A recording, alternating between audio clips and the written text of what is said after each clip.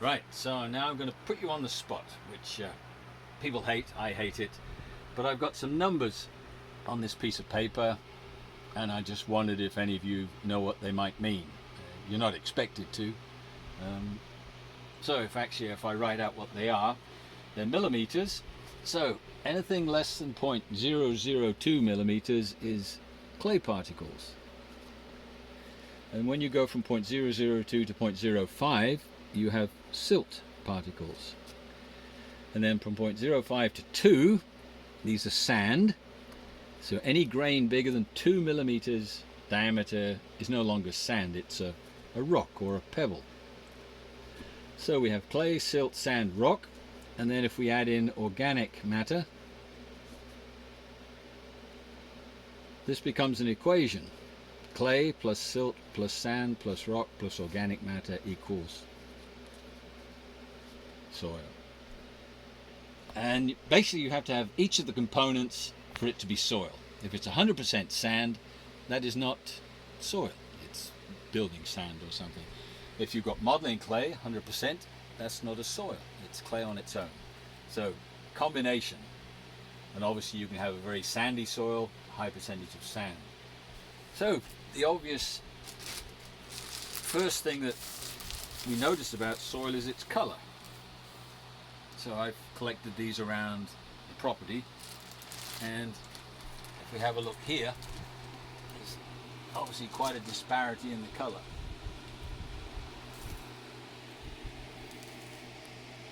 So color is a great defining characteristic, but then if we look at particle size, here on the microscope, I've got a microscope here, 10 times magnification.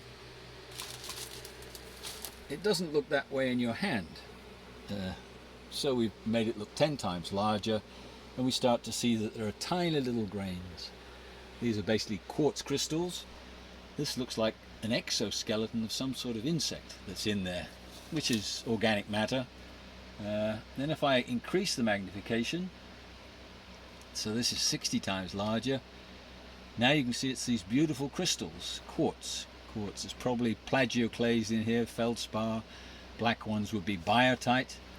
That's times 60. And you can't see that with the naked eye, so we're helping our observation skills. So if you use your imagination, you have a wealth of diamonds in front of you. So I'm a really wealthy man because I live on a sandy hill, and I think it's quite beautiful. So the microscope shows you how beautiful it is. Now if I take this sample and use a soil sieve, so this is a soil stack, and it has different grids within it.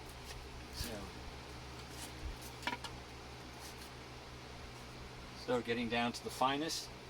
So the idea is you have to have a dry sample of soil for this to work, and you take your soil sample, like this one here,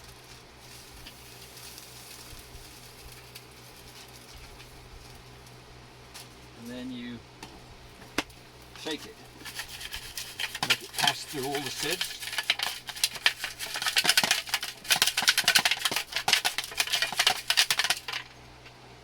And then we can turn it out. So here we've obviously got organic matter and rocks, because they're obviously all bigger than 2 millimeters.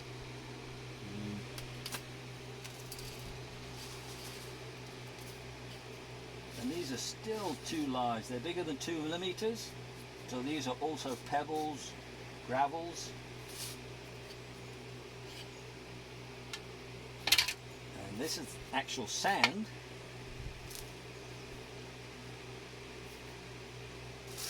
So this is less than 2 millimeters. And then we have the silt. And then we have the clay particles. Too fine for us to see. And if we put the sieves back together again,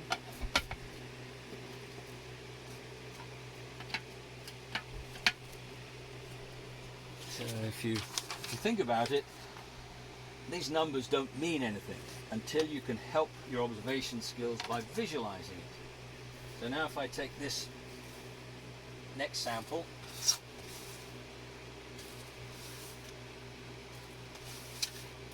it will obviously be categorized as a red soil.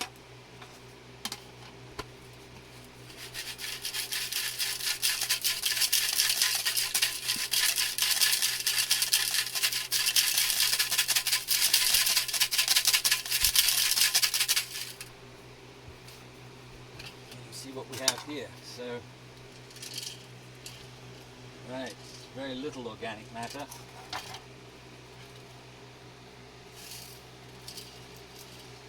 Very few pebbles. And then of course we have majority of sand. There is still some silt. Is there any clay? No. Tiny little bit of clay, so we can see the differences. And if we do one more, rebuild the stack.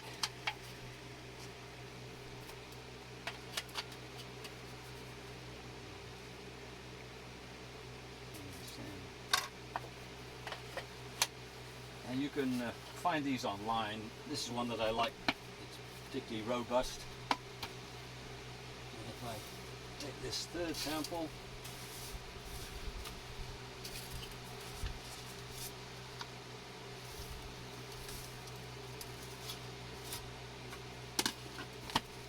again, stressing it has to be really dry.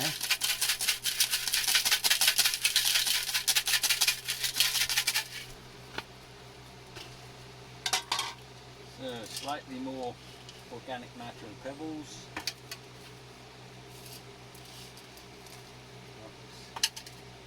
There's a high percentage of sand.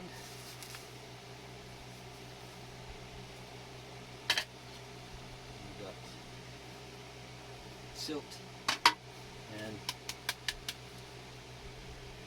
tiny amount of clay.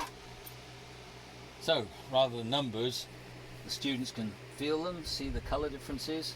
You can actually feel the grains, and if you wet it, do it in your hand, you can feel the little particles. And yet when you use the silt or the clay, when you do that, it becomes slippy. So you don't feel any particle grains. So you're using the sense of touch. And also people taste soils. When I worked in Africa, in Botswana, the students would gravitate towards termite mounds and termite covers, and they would eat them because the termites secrete a sugary substance that holds it all together, and so they were getting minerals. So soil can be eaten as a supplement.